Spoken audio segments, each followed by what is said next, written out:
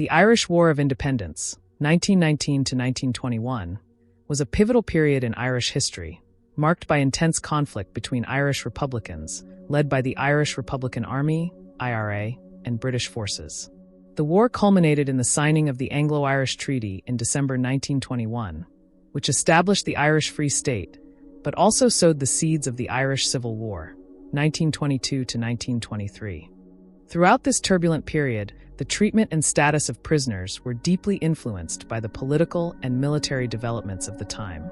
From the harsh conditions faced by Republican prisoners during the War of Independence to the mass releases following the treaty and the subsequent re-imprisonment of many during the Civil War, the experiences of prisoners provide a lens through which to understand the broader struggles of the era. The War of Independence saw thousands of Irish Republicans imprisoned by British authorities as part of their efforts to suppress the IRA's guerrilla campaign.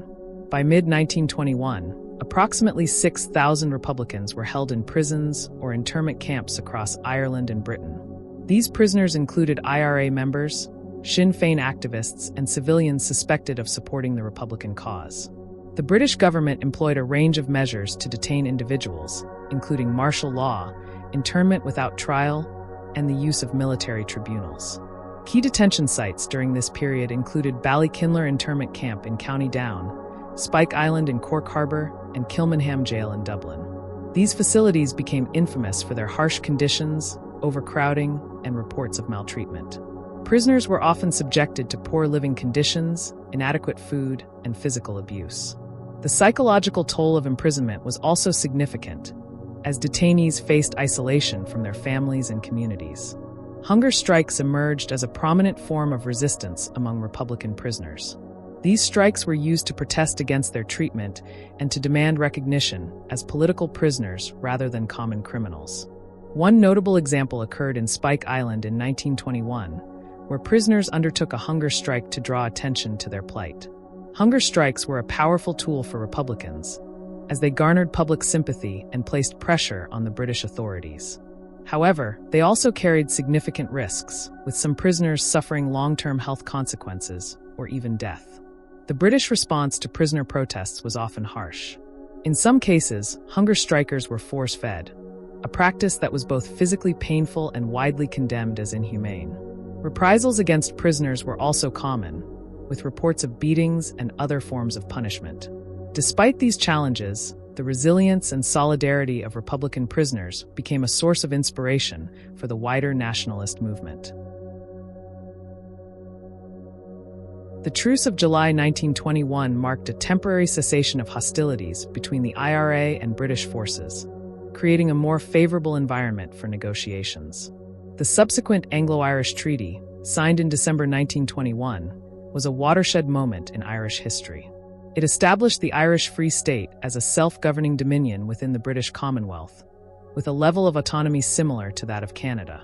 However, the treaty also required Irish leaders to accept the partition of Ireland, with 6 counties in the north remaining part of the United Kingdom. This compromise was deeply divisive and would have far-reaching consequences. One immediate impact of the treaty was the release of Republican prisoners. In December 1921, Republican internees began to be freed, and by January 1922, all Republican prisoners had been released. This mass release was a significant moment, symbolizing the transition from war to peace and the establishment of the Irish Free State.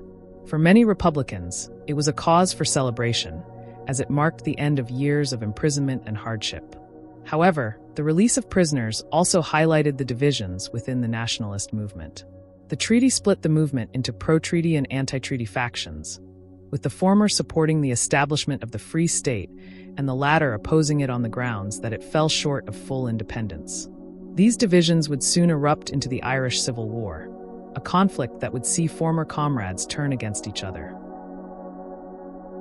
The Irish Civil War, 1922 to 1923, was a bitter and destructive conflict that arose from the divisions over the Anglo-Irish Treaty. During this period, the treatment and status of prisoners became even more complex, as both pro-treaty and anti-treaty forces detained their opponents. The Free State government, led by Michael Collins and later W.D. Cosgrave, established a network of prisons and internment camps to hold anti-treaty Republicans, while the anti-treaty IRA also captured and detained pro-treaty forces. The conditions faced by prisoners during the Civil War were often harsh, reflecting the intensity of the conflict.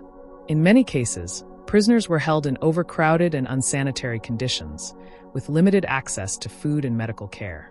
Reports of mistreatment and abuse were common, as both sides sought to weaken their opponents through harsh reprisals. The Free State government, in particular, faced criticism for its treatment of anti-treaty prisoners, including the execution of 77 Republicans under emergency legislation. These executions, which included prominent figures such as Rory O'Connor and Liam Mellows, were deeply controversial and left a lasting legacy of bitterness. The Civil War also saw the re-imprisonment of many individuals who had been released following the War of Independence. For these former combatants, the experience of being imprisoned by their former comrades was particularly painful.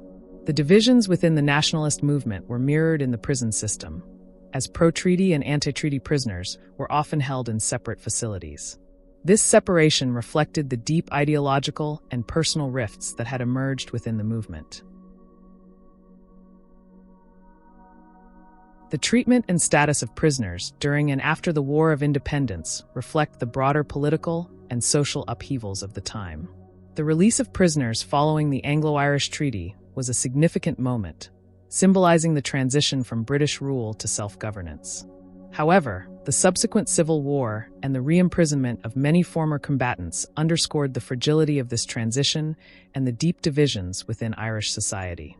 The experiences of prisoners during this period also had a lasting impact on Irish political culture and memory. Sites like Kilmainham Jail, which had housed many political prisoners, became powerful symbols of Ireland's struggle for independence. Today, these sites are preserved as historical landmarks, serving as reminders of the sacrifices made by those who fought for Irish freedom.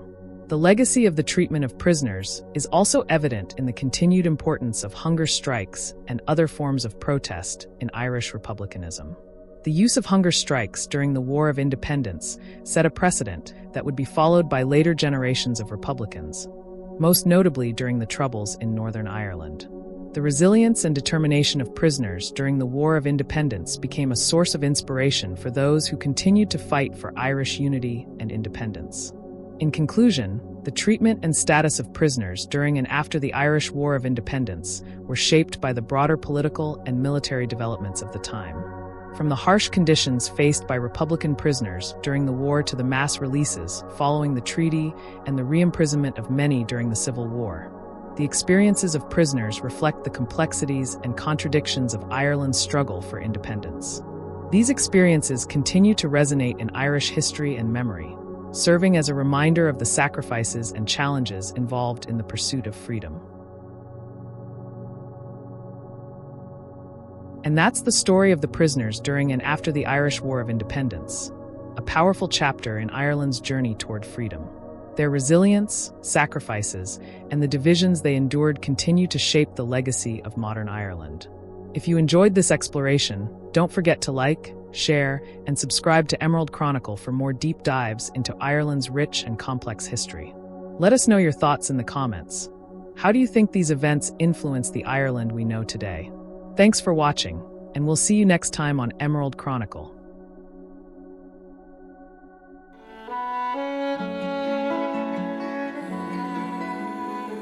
Step into the past and uncover the heart of Ireland. At Emerald Chronicle, we bring you hundreds of captivating documentaries exploring Irish history, myths, legends, and folklore. Our playlists guide you through Ireland's fascinating journey, from prehistoric Ireland, proto-historic and Celtic eras, and the early Christian and Viking periods, to the Anglo-Irish invasion and the lordship of Ireland. Delve deeper into the Tudor conquest and religious conflicts, the union with Great Britain and the Great Famine, the fight for independence and the divisions of the 20th century, and Ireland's evolution into the 21st century. Best of all, we keep all our documentaries at 15 minutes or less, making it easy to explore Ireland's history, even on a busy day. Every time you watch, you're supporting the upkeep of our channel. And when you share Emerald Chronicle, you're helping to promote Irish history and culture worldwide. We kindly ask you to like and share, and subscribe to Emerald Chronicle now, Let's keep Ireland's stories alive together.